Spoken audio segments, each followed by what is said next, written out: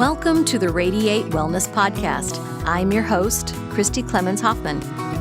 Each week we will discuss tools, tips, and ways to radiate your best life ever, interviewing practitioners, authors, and luminaries to help you on your path. Wellness, joy, peace, abundance. What do you want to radiate?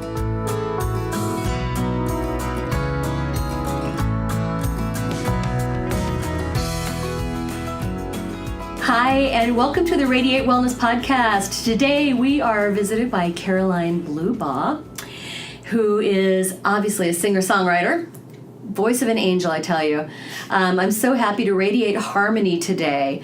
I know this is a little bit off of the beaten track, not exactly wellness, but I do believe that music and harmony are very healing for the soul. Music reaches out to us, connects us to emotions, connects us right to the moment of something pivotal that may have happened to us. We associate these things with the songs we hear and the music that we listen to. So I'm really excited to have our first musician on this podcast and excited to bring that to you. And really happy to have you here, Caroline. Thank you. I'm glad to be here. Fantastic. Now you're friends with Shelley State. Yes. Who is episode 8 on the Radiate Wellness Podcast. Yes. She's awesome. Shelley is a longtime family friend of Caroline's family, and she wrote, I've Got a Pole You Can Climb, so hear all about it in episode 8 of this very podcast on YouTube, we're going to scoot this forward, on anywhere you get your podcasts, actually. So welcome, Caroline. I'm so happy to have you here. Thank you. Yay. I'm so happy to be here. Yay. So obviously you're a singer-songwriter. Yes. And I understand you just graduated not too long ago from Shawnee Mission East. Yes. And are at KU. Yep. I'm Kansas a freshman University. at KU. Freshman. Fantastic. What's your major? Do you know? I'm double majoring in psychology and business right now. So. Really? Yes. Interesting. Yeah. Well, I can see where you could put some of that to work in your music. For sure. For sure. So how long have you been doing this music? Legitimately since senior year, so last year, but music has always been super important to me since I was 3. Really? I mean, it's always just kind of been there in the works for me, and my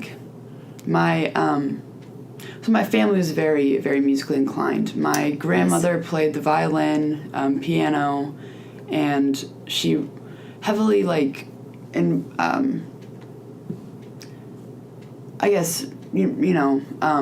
helped me listen to music and find music, and would always take us to the symphony.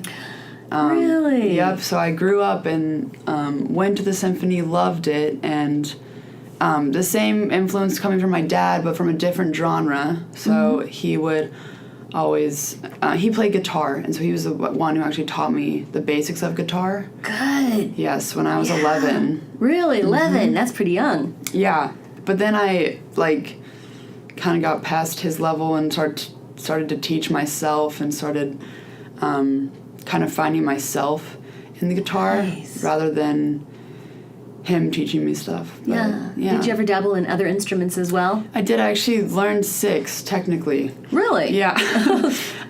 Still couldn't play all of them, but when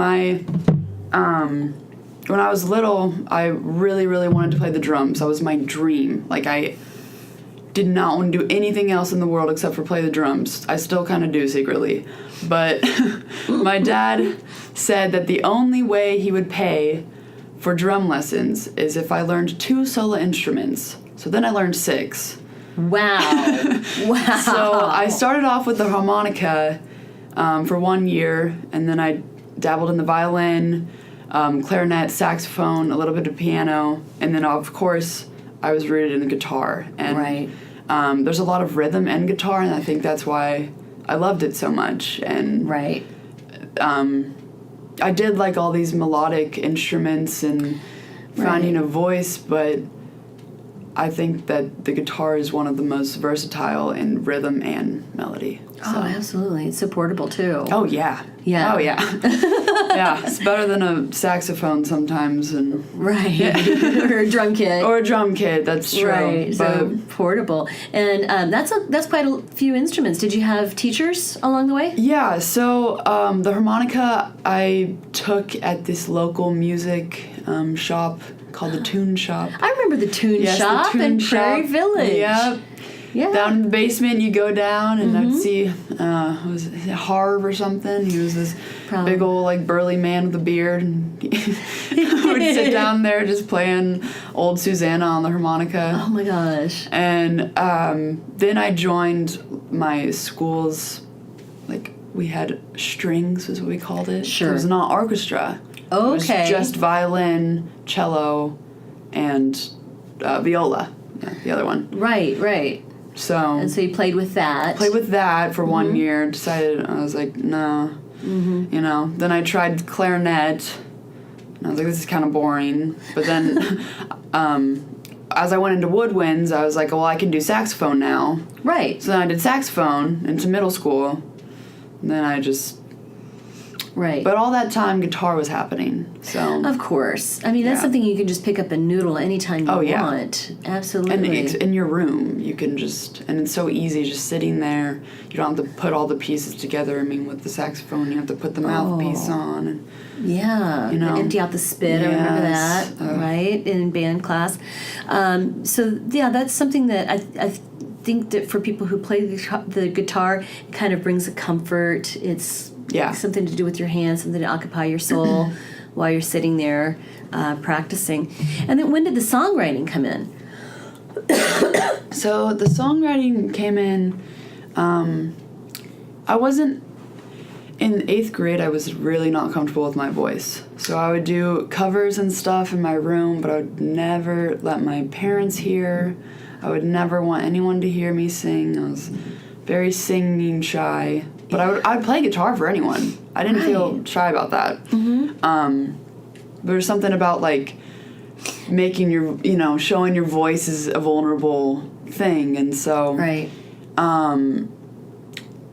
I would say that it probably started, I know it started actually my freshman year of high school, because I had gone past, like, learning all these covers, and, I was kind of what kind of covers did you like? In 8th grade, I liked a lot of Ed Sheeran. Of course, that's very 8th grade. Yeah. I'm pretty sure I learned Skinny Love in 8th grade. That was a very 8th grade thing to do. Right. But, and just kind of more like some Kobe Calais I learned. Okay. And, lighter stuff. Yeah. And I would also practice what my dad had taught me. So he taught me James Taylor and, some harder stuff, like we used to play AC/DC on the acoustic, and they would of course just be the simple chords of it. We weren't like shredding, right? But so things like that. Yeah, it feels edgy when you're in 8th grade. And Johnny Cash. Oh wow! My family loves Johnny Cash, and so amazing singer and songwriter. Yes, he was great. I was I'm still not really a big country fan. No. I've never gotten into it, but he's amazing. Yeah, and June Carter Cash, I can see your influence perhaps in what you do. Yeah, actually a little bit. And we would always watch the Johnny Cash movie. I don't know if you ever saw that. Yeah. Johnny Cash and the Ray Charles movie. Yeah. And I loved those. Loved those so much. That's what I like, is getting the story behind people. Yeah. And how they do what they do and why they do what they do and how their experiences have influenced them. Oh, yeah. Yeah, and absolutely. it makes someone famous a real person. And you see the struggles they went through. And, obviously it was a little bit Hollywoodized, for lack of better terms. But I think that they did a really good job with it. Yeah, absolutely. I don't know how they did the music, if it was dubbing, it was good. It was really good. Yeah. And so, so then you were doing all these covers. Then how did you get into the writing songs? So, freshman year, I started writing here and there. One of my good friends Sophia, she has a great voice. Like, she is classically trained now, and so she does some opera and such. Nice. But at the time, she just had like a very powerful voice, and so I would play and she would sing. Then I would sing a little bit too, because she'd be like, "Come on, let's harmonize." And she was in choir that year. I didn't do choir, but so we would play, and then we both started to try to write things. Because I would write all these chord progressions, and then she would say like, "Oh, let's write words. That'd be kind of cool." And so we would start writing words, and so, you know, a lot of times it would be complete garbage, like just absolute garbage. But sometimes it was okay. And so then I was like, well, this is kind of fun. I'm going to do it on my own too. Yeah. And so I would. I had this little journal I'd write in. Mm-hmm. And it was, I'm not the most organized person, so this journal would have my songs in it, but also have like how the day went. Sure. But it'd be like one day, skip forward 4 months, another day, not day by day. So right. It was just a very, you know. Just a loose kind of loose journal. But yeah, and so actually my freshman year I wrote San Francisco, which is the most, like, on my EP is the most listened to, streamed to. I did not think it was going to get the attention that it did, but I'm happy that it did. It's a nice song. Thank you. Yeah, it's a love song. Yeah, I actually wrote it, I woke up from a dream. I woke up from a dream, and it just came to me, and I've never been to San Francisco, and so I did a show the other night, and I was playing it, and, you know, I was trying to explain it, and I just go, you know, by the sound of the song, it's going to sound like I've probably been to San Francisco, but indeed I haven't, so, right. You know, it's kind of like this joke, but it was very, very vivid and true in my mind. Yeah. And it just kind of came to me. And then I played it for one of my other friends. Yeah. And she actually had been to California, San Francisco, in fact. And it's a pretty loose plot line, but she really related to it. So nice. Now, so this in that song, you're talking about somebody who's gone to San Francisco and you miss them. Yes. Now, did you have someone who left? No, not at the time. I woke up in it, and I was just like, I just felt it. And a lot of my music, I don't know what it means when I write it. I do the subconscious stream of thought for songwriting processes. I usually will write chords or just feel, you know, if like, oh, that sounds good on guitar. Okay, that's cool. Then I'll just sing, and if it random words, and you know, sometimes it's just so bad. Right. So bad. But sometimes it works, and then you take the pieces that do, and I take recordings on my phone, and if it feels right, and if I'm like, well, yeah, that resonates, then I'm gonna... Then you develop it. Then I develop it. Right. But a lot of times, like, even now, I'll listen to my EP or something, because, you know, I'll just be like, well, let's like dive into this song again, you know, revisit it. Let's figure out what it means. Yes, and a truth comes out to me, and I'm like, wow, that just makes a lot more sense right now than it ever did when I wrote it. Right. So, well, isn't that interesting? Because I know that there's a lot of songs that mean something to me, and then you try to, you know, find out what the songwriter had in mind. And, yes. And then sometimes they'll just say, listen, it's just a song. I don't even know what it means. And I always think, how is that possible? But I see now how that's possible. And I think that it's possible because music has this power to evoke these emotions that we might not even consciously realize are going on. Right. And I guess this is where the psychology part comes in. I was thinking the same thing, exactly.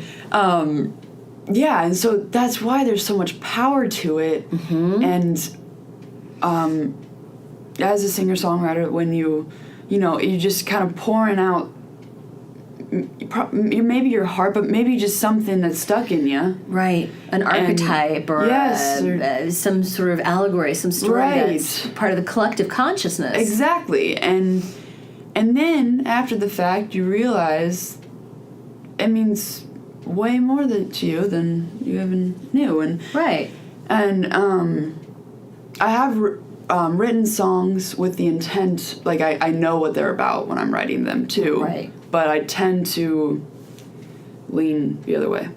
Right. So, I think that's a pretty common way to work, right? And I don't know if you've read too many biographies of musicians, but there are so many musicians who say, I don't know where the music comes from. Yeah. It's basically channeling it. And you know what I do in my, usual life outside the podcast, I'm a working medium, I'm a working psychic, and I know this is absolutely true. We're downloading this music, we're channeling it in a way. We're whatever we're doing, whether it's poetry, writing, when you get into that zone, it just flows, right? And especially when you're talking about having a dream, and then you wake up and the music is just there. Yeah. Music, the words, everything fully formed. A lot of people have described that very phenomenon, which is fascinating because I think that music being very mathematical in its background, right? So there is a certain order to music that fits with the, with the vibration and the order of the universe. And I'm getting really woo-woo and strung out here, but that it does speak to us, right? Because the music and harmony resonates with the harmony and the vibration of us. So anyway, that's my little diatribe right now. But so you said that I asked you if you would do a song today. Yes, and I really appreciate that because I love to hear people playing live, and I asked, well, what would you play? And you said, well, San Francisco. Of course, you talked about that being maybe your most accessible, one of your most popular. But you decided you wanted to sing Green. Yes. Why is that? Tell me about Green. Green. So Green was one of the songs that I did write kind of subconsciously, like we were talking about. I channeled it, and it kind of just came to me really quickly, but I knew what it meant. Oh, wow. And I would say that there were pieces in all the other, well, except for San Francisco, but and pieces in all the other ones where I didn't know until after the fact. But when I was writing Green, I mean, that process too was like a 15-minute one, 20-minute maybe. Wow. At least the. No, that's not right. Actually, I'm gonna scratch that. No,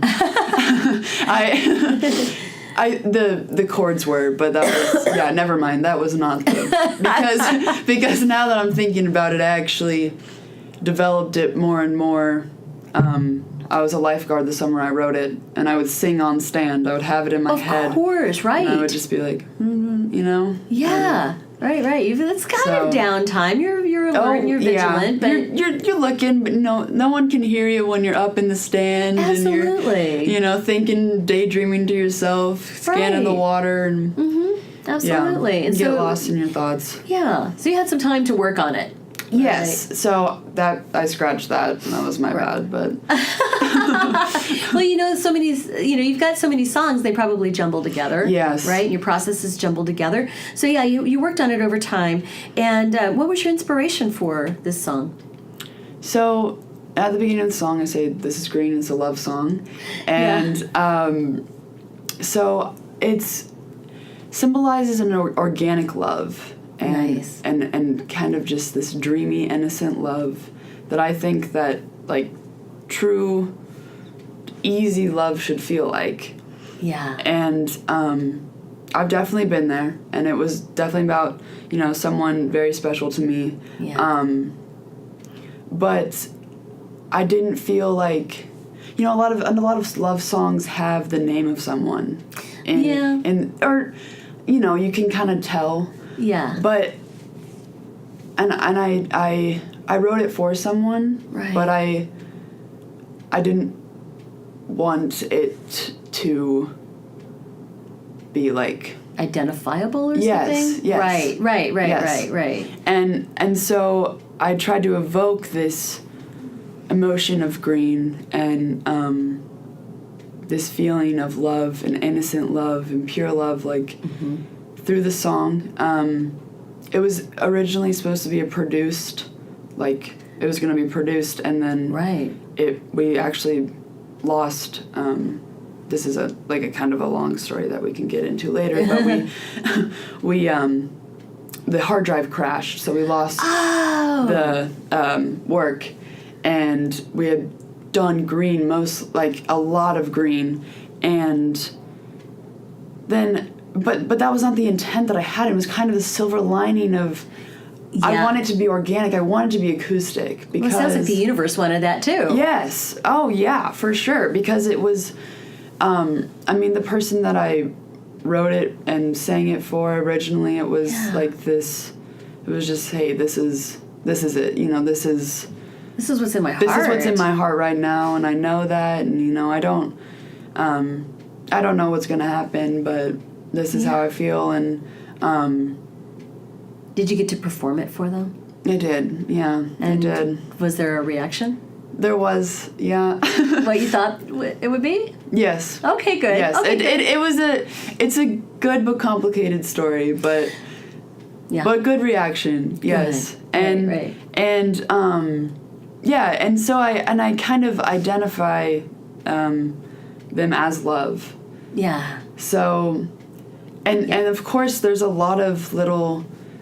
Inside jokes in it that would not really make sense, Right. unless it was them. Right. And so they get it. But I think that the song also just evokes this feeling of this is, and a light, airy love, and that's wonderful. And it's the title of your EP that you have out. Yes. Yeah, the title of your EP. So it looks like it's the last track. But it's the title of your your EP that's available, and we'll post all the links to iTunes and Spotify and Google Play and all those places, wonderful places where you are. We'll post those in the show notes so people can listen to the entire work. And then this, not to digress too much, but this came out just this past fall. Yes. Right. Yep. September 2018. Yep. Well, this actually, so San Francisco, the single came out September, and then the whole EP came out early October, which doesn't really matter. But last fall. last fall. Absolutely. Fall 2018. Yes. And the title track, Green. Now, if I can be honest, I thought that it was going to be something environmental. Yeah, well, and nature's very important to me. Of course. And green is one of my favorite colors. And I wanted to be the whole album. I want to be just this organic feeling, and I think that green really symbolizes growth. Mm-hmm. Really symbolizes growth, and and definitely through this love, I have developed growth, and I have I don't know. I just think that that's how love should be. You should grow from it too. Oh, absolutely. And I think it's a very peaceful color. Mm-hmm. And so it's the color of the heart chakra. Yeah. It's the healing color from Archangel Raphael. Yeah, green is the color we see all around us. Yeah. It's obviously the color God wanted us to have to make us happy. Yes. And the cover of your EP is even very green. Just this beautiful, lush forest, this pine forest. Did you take the photo? I didn't, actually. Actually, the person that green is about took it. Oh. So, yes. But, are they still in your life? Yeah. Okay, cool. Yeah. But, yeah. In a different way? Yeah. In a different way. Good. Yeah. It's part of the growth, isn't it? Yes. Absolutely. Relationships are like sharks. They have to keep moving. Yes. Or they're going to die. Yes. Well, fantastic. Well, let's hear green. All right. So this is Green, and it's a love song.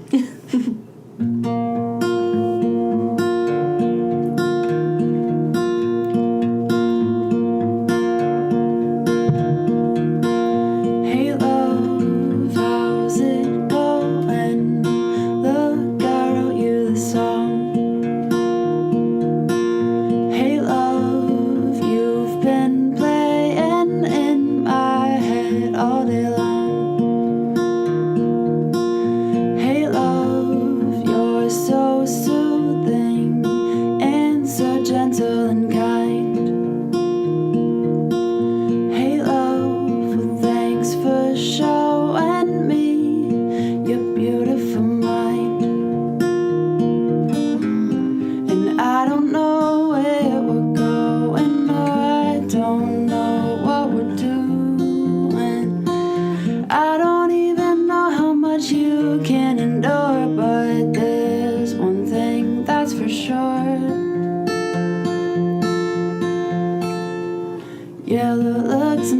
on the sun.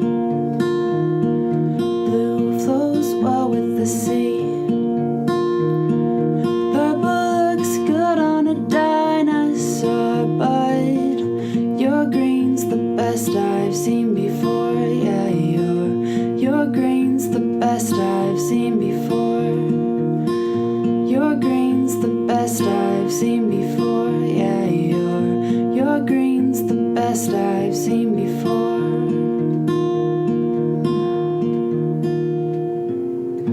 Hey love, do you remember that night in the rain? Well, it was late and it was dark, but I'm sure glad we came.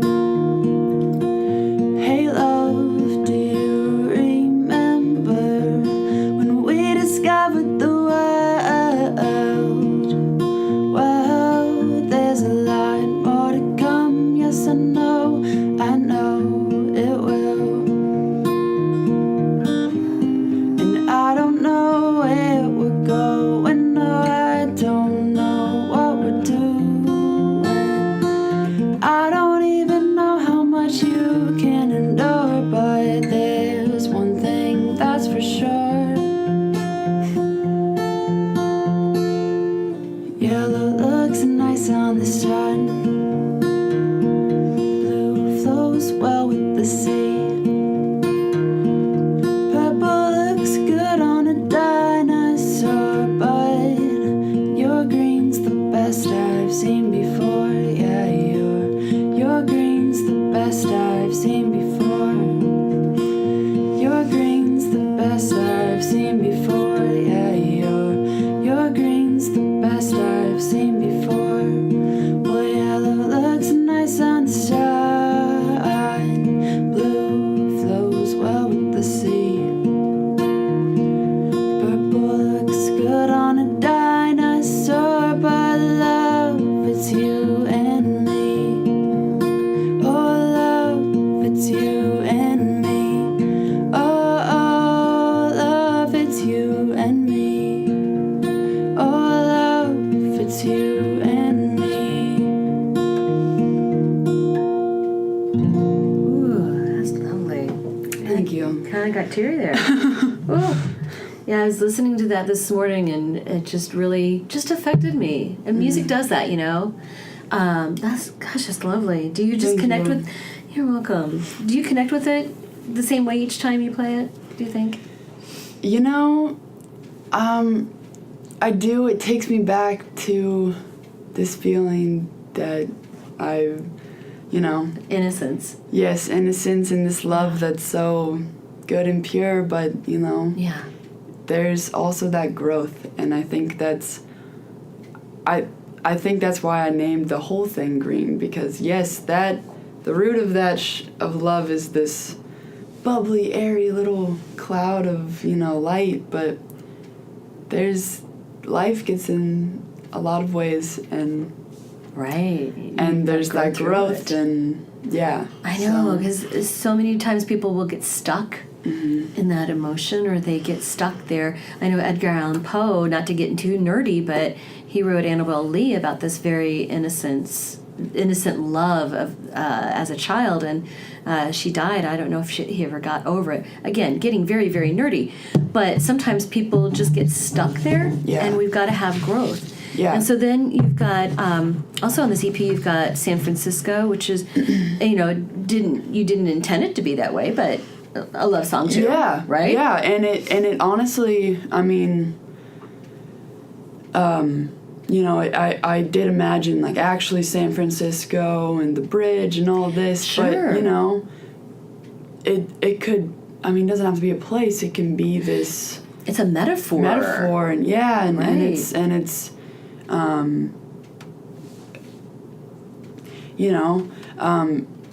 like leaving something in the past because you Absolutely. need to. Again, the growth. Yes, Again, growth. Right? We've got that old song, I Left My Heart in San Francisco. Yeah. And so there's kind of that archetype there. But yeah, it's about growth. And then you've got Sweet Sequoia. Yeah. What's that? So So that one was a really fun one to write. It's kind of one of my faster songs. It just like flowed out. Yeah, kind of painfully, because I would say stuff and it wouldn't, fit to the rhyme, or it wouldn't fit.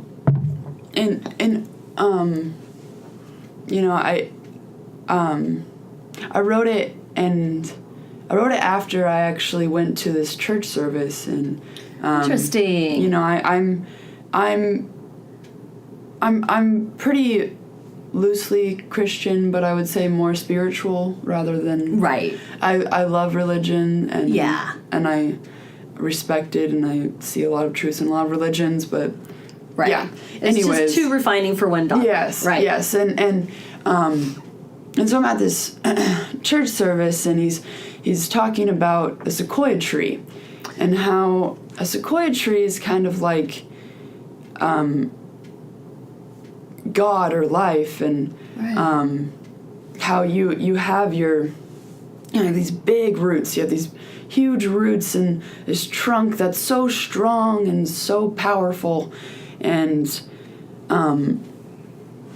of course the sequoia trees are these huge trees, that like they're massive. Yeah, you can drive through them. Enormous, right? And to us, that's what life seems like. That's what, in his point, goes what God should seem like. And if we look up the tree, you can't see the top. You don't know where you're going. You don't know what branches are going to, you can see like a really big branch, but maybe it'll fall off in a thunderstorm. Mm-hmm. Or maybe another branch will grow, but you just can't see far enough up the tree that you see it growing. And that's, it symbolizes for me friendships in life, or people in life, that, you have your roots, which is, it can be God, it can be yourself, it can be your family, just what's integral and going to be true for a long time. But when you keep going up the tree, you don't know, you might have your best friend who might fall off in a thunderstorm, or you might have your, you keep going up and college friends or people that you're going to meet later in life, maybe your future spouse, maybe whoever is going to be important to you is going to grow later. And you also don't know what leaves are there just to fall off. Right. And so that was ultimately what that song was about. And it was supposed to be like, the sweet sequoia is life, and you're always stuck in this, at least I overthink of like, I'm going to lose this person. Like, or what am I even doing? Like, why am I getting into this relationship? Yeah. It's, relationships always end at some point. Should I keep him here? And, and right. With friends, like, am I putting not enough time to them, or too much time into them, or like, and right. I think we kind of all do that. And I think we, to some extent, at least, and maybe some people just don't overthink as much as I do, but but at least that's what I was feeling, and that's when you how wrote that song. Yeah. Okay, cool. And then how about Broken Record? So Broken Record, I had. Do you even remember records? You're kind of young. I don't remember them. I think it's cool for vinyls to be vintage. I don't remember when they weren't vintage, so. Of course. Yeah, I come from the era where I actually listened to music on vinyl, and the first time around, and the broken record just gets stuck and keeps replaying the same phrase over and over again. Does that have anything to do with that song? So, I don't know if you've listened to the song, but I haven't yet. I'm so sorry. Okay, no worries. But basically, the lyrics in one of the choruses, because there's not really a defined chorus, but the chorus instrumental part is it goes through the decades. So it's in the 60s, "You Be With Me," and in the 70s, like in the disco, and 80s, "Your Hair's Crazy," and the 90s, you're listening to Radiohead. And And so I had that element of like going through the decades because. So actually, I explained this to my friend for the first time because I was realizing it too the other night because he said he was like, "What? Can you explain Broken Record?" He's like, "It's a good song, but what the heck? What? What is that?" And so it might take a little bit, but basically my senior year at our school, this young man passed away. Oh, I'm sorry. It's okay. I'm sorry for everyone who knew him. I did not know him personally. Right. But there was this energy at school, and it just everyone was, it was, yeah. Of course. That's devastating for a school. That's terrible for a school. Right. And I remember people on the basketball team had known him really well, and just we all like supported them, but it was just so hard to see them because you have to think like you're not there for the people who are passing away. You're there for the people who are remaining. Yeah, absolutely, to support them. Exactly. And so I go home and I'm feeling kind of weird, and I'm like, I want to write a song because I have this energy from the school, but I don't feel like I knew him, so I don't want to write a sad song about him, right? About him. But then I look and I have, so like you said, I don't have a record player. I don't I don't have all these old vinyls. I wish that I did, and I wish that I could say that I listened to vinyls at the time they came out, but I do have this Eric Clapton in the 70s vinyl, and it was like staring at me. It's on my wall, and I was just like, okay, hi Eric, like what are you trying to say to me? And because I'd written these chords, and I was like, it doesn't feel sad. I got all this dark, sad energy, but I don't think I should write about something sad. And then I look at, and I'm like, isn't kind of life like a broken record? We're going through all of these similar things throughout the different decades. We go through love, loss. Yes. We go through struggle, and it's as humankind we go through these surfacey trends of, oh, we like disco, or, oh, our hair's messy, we like Rubik's Cubes, and but there's also hard things going on. And the 60s, it's the civil rights movement, and the 80s, I don't know, the Cold War, and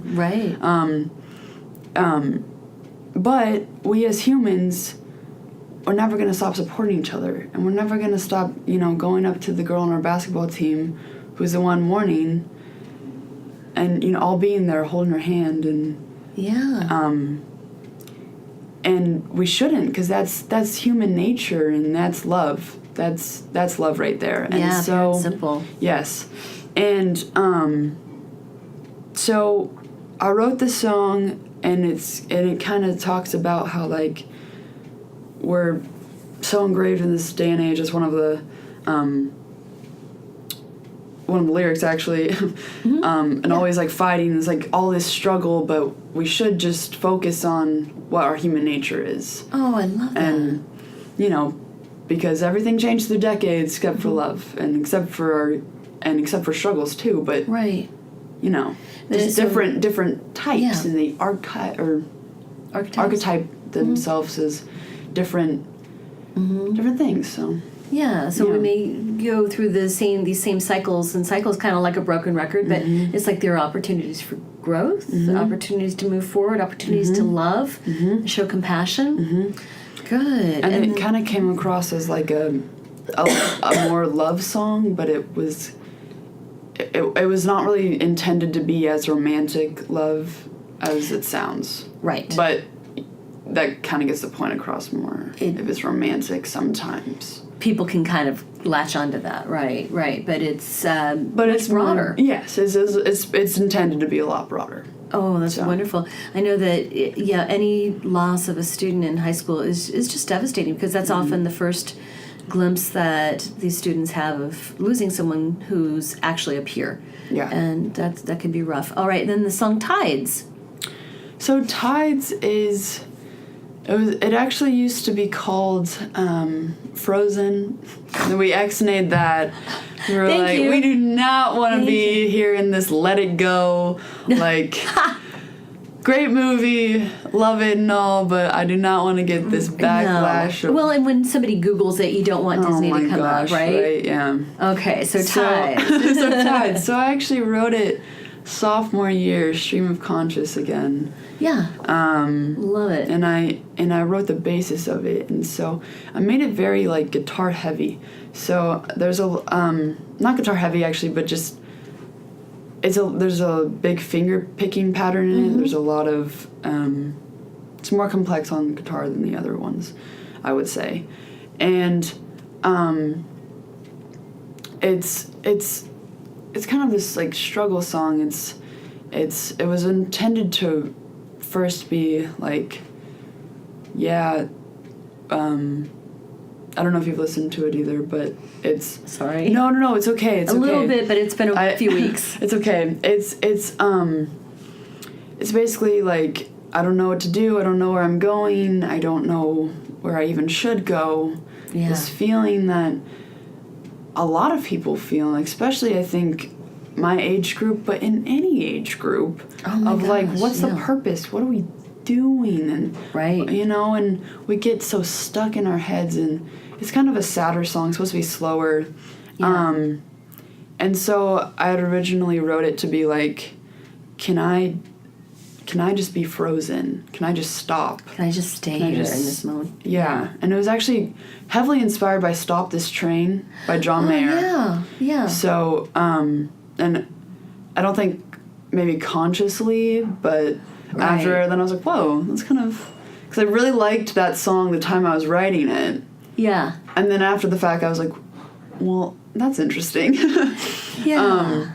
But yeah, so it's about can we just stop? Can we take a minute to not be on this fast pace of everything? In my case, college apps and needing to be so good at everything and this. I as a psych major, I see all of this anxiety and depression. Sure.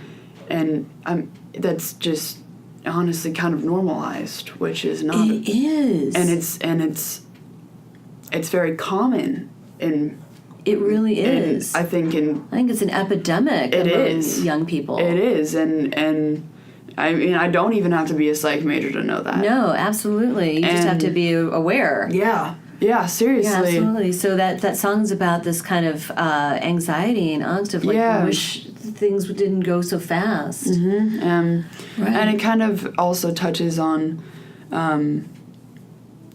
suicidal thoughts and it's kind of dark. Yeah. Yeah, it's kind of dark. It's not in the extent that is very, very clear. Mm-hmm. But if you know the full story of things I've been through, things also influenced by my friends. Sure.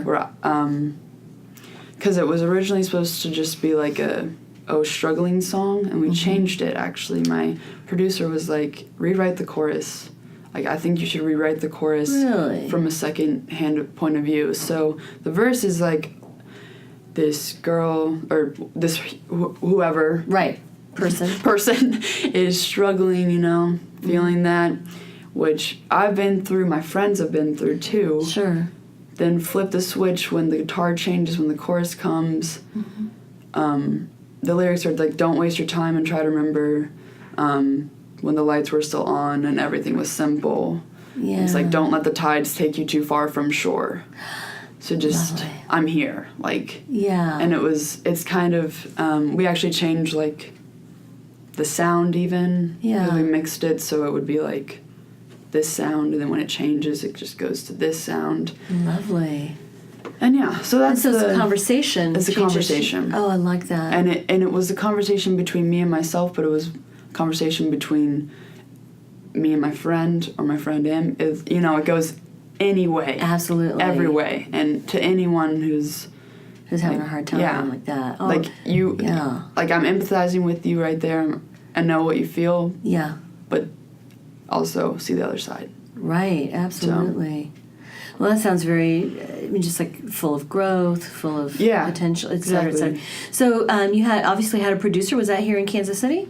Yeah, so that was here in Kansas City. So actually, I produced the whole EP because of a scholarship. So I did it all for free. Fantastic. Yes. So the Depot Academy is my recording studio for it.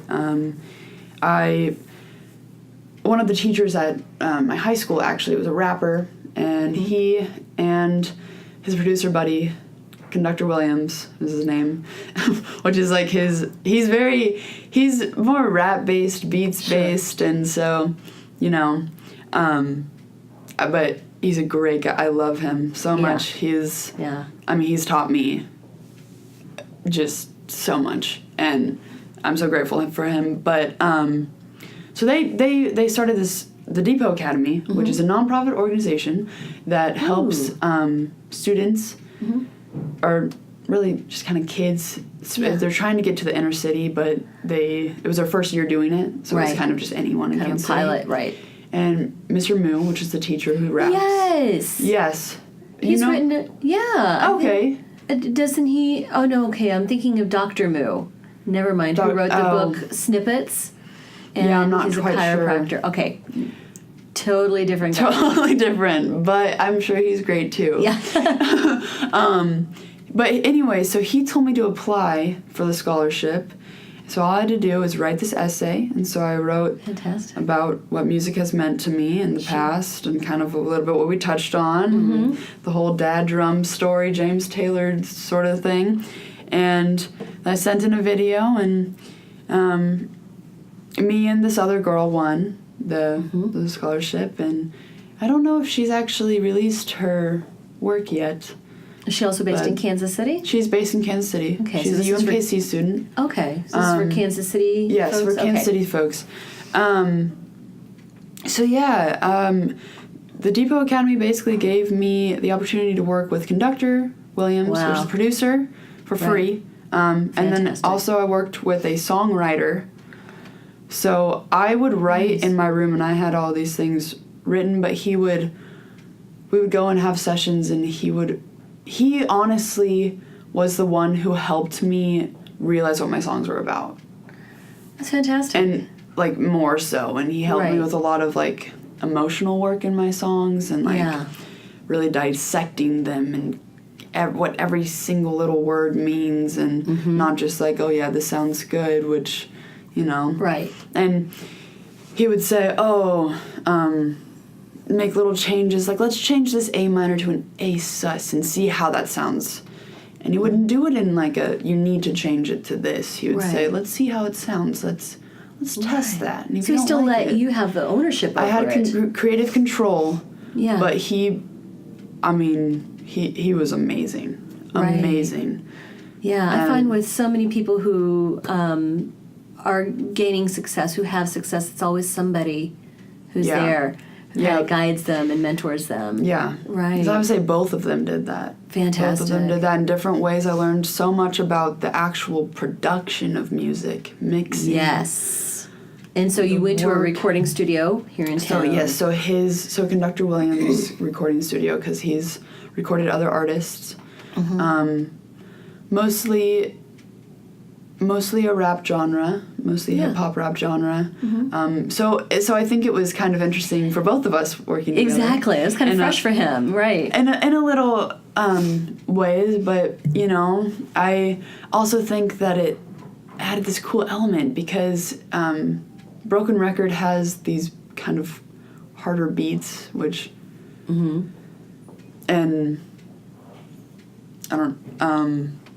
more like drum beats that we, technologically produced within my guitar lines, and it was just this cool, like, process of wow, and I don't know. It was just fun. I love that you got to have that experience. Me too. That is so formative. I mean, I seriously am a better person from it, and I'm gonna support the Depot Academy any way I can.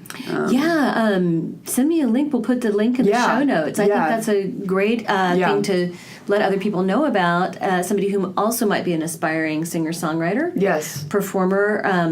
We all need this help out to do that. Yeah, it's not easy to do on your own. And oh my goodness, no. You can't, I mean... No, you really... Especially when you're young and you don't really have that much experience with the singing, the guitar, the way that you approach songs, but to have someone take you by the hand and lead you through it professionally, I think that's a wonderful experience. So what's next for you? So I have been writing. I've been writing a lot. Mm-hmm. And I think that if I Conductor Williams said I could still use his studio, but it's not, it's not going to all be free. It's not going to be free, right. Which, it shouldn't be, what I mean? Absolutely. And he's a really busy guy. I mean, he has 2, young children now and such. So, I hope to, record some more stuff with him and try to put out more stuff because I've been writing a lot. But, there's also people in Lawrence that I've been in contact with. This is Lawrence, Kansas. Kansas, yes. Where KU is. Yes. Mm-hmm. It's a really fun, vibrant college town, right? Yep. A lot of music. Yep, a lot of music, kind of just a wholesome feel. So possibly doing some recordings there. I've been going to open mic nights here, whatever I can. And, I never really thought that it was going to be a career that I would pursue. I mean, I didn't even know I was going to produce an album until you did. Senior year, until I did. And so it's weird for me now. Of course. You've got this work out there. Yes. And are you publicizing it all? Are you doing tours or anything? Not tours or anything. No, I think I would probably lose a lot of money from that. I don't have enough material yet. And but I'm putting myself out there on Instagram, and I'm trying to just kind of still build up myself before I completely just go bust out. Yeah. Right. Because I want to have some more ammo in my, Yeah, exactly. Some more ammo in your arsenal. Stuff. Right, so you're working on some new stuff. Yeah. And actually, me and my best friend in college now, so his name's Luke. He lives on my floor in my dorms, and we started this band. Oh, of course. So now I'm teaching myself drums because we bought a drum set. Yes. So full circle. Full circle. Slowly but surely learning. Yeah. But so we're gonna probably play some shows. Our band name is called Shower Caddy. Just me and him. And nice. Our slogan is kind of a meme, kind of a dream, kind of a rock band. Nice. So who knows where that will go. I hope that it does go somewhere, but I like to still create my own music, but it'd be great to record. I mean, he's a wonderful musician, one of the most talented people I've met as a musician. Yeah. That I think he sells himself short, but he amazes me. And well, you learn so much, I think, by collaborating with people too. Absolutely. Right. Absolutely. And he kind of comes from this more grunge DIY rock, and I'm very soft rock. Yeah. Alternative kind of chick on a stool type of thing. Yes. Yeah. And so I think we challenge each other, but I think that could be really cool. So that could be really cool. I don't want to put any pressure behind it, but I want to see where it goes. Yeah. Well, good. Yeah. So, of course, your music is on Spotify, iTunes, and anywhere you can find music, we're going to find Caroline Blubaugh. Yeah. And you're going to have a website coming out soon. Not quite sure when. Not quite sure when. By the time this airs, it may be out. If so, I'll put that in the show notes as well. And as well as links to all your music where we can find you. And the EP, I've listened to the 2 songs, like I said, and it is really gorgeously produced. Thank you. Very nice, very professional, just a gorgeous album or a gorgeous EP. So I hope everybody can go and listen to it. Before we sign off, I just have to give a shout out to the Doodads. Yes, the Doodads. One of your earliest influences. Yes. So it's a Kansas City kids band made up of musicians who had been in Kansas City bands, the 80s and 90s, just legends in their own rights. My daughter was obsessed with them when she was 3, yes, as you were too. Yes, so I love we discovered the our Doodads, big groupie, yes. Huge groupie, absolutely. Yes. The Bubble Machines and the Dinosaur songs are the best. Zoo CD. Yes. Oh, fantastic. Well, it's been an absolute joy to have you here to Radiate Harmony. Yes, it's been great being here too. So. Thank you. All right, thanks.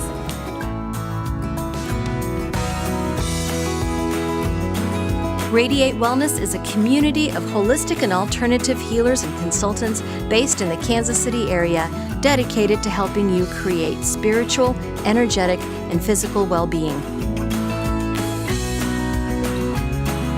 To learn more about our practitioners, services, classes, and events, or to schedule an appointment, visit us at radiatewellnesscommunity.com.